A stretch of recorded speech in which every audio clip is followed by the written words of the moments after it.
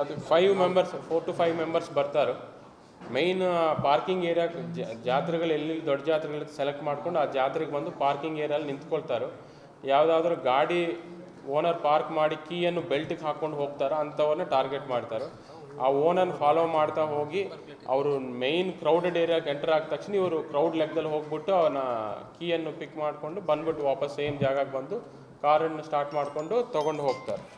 ಇನ್ನೂ ನಮಗೆ ವಿಚಾರಣೆಯಲ್ಲಿ ಗೊತ್ತಾಗಬೇಕು, ಇನ್ನೂ ಅದರ ಆರೋಪಿಗಳು ಸಿಗಬೇಕಾಗುತ್ತೆ.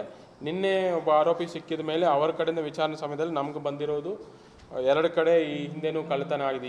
ಈ ವರ್ಷ ಜನವರಿ 13 ಬಾನಶಂಕರಿ ಜಾತ್ರೆ ಸಮಯದಲ್ಲಿ 2 ಗಾಡಿ ಕಳ್ಳತನ ಮಾಡಿಕೊಂಡು 1 ಗಾಡಿನ ತೊಗೊಂಡು ಹೋಗ್ತಾರೆ, 1 ಗಾಡಿ ಎಲ್ಲ ಬಿಟ್ಟು ಹೋಗ್ತಾರೆ ಅಂತ ಮಾಹಿತಿ ಸಿಕ್ಕಿದೆ. ಅದೇ ರೀತಿಯಿಂದ ತೆಲಂಗಾಣ ರಾಜ್ಯದಲ್ಲಿನೂ ಎಮಿಗ್ನೂರ್ ಅಂತ ವೀರಭದ್ರೇಶ್ವರ ಜಾತ್ರೆಯಲ್ಲಿ ಒಂದು ಇನೋವಾ ಕೃಷ್ಣ ಗಾಡಿನೂ ಕಳ್ಳತನ ಮಾಡ್ಕೊಂಡು ಹೋಗಿರ್ತಾರೆ.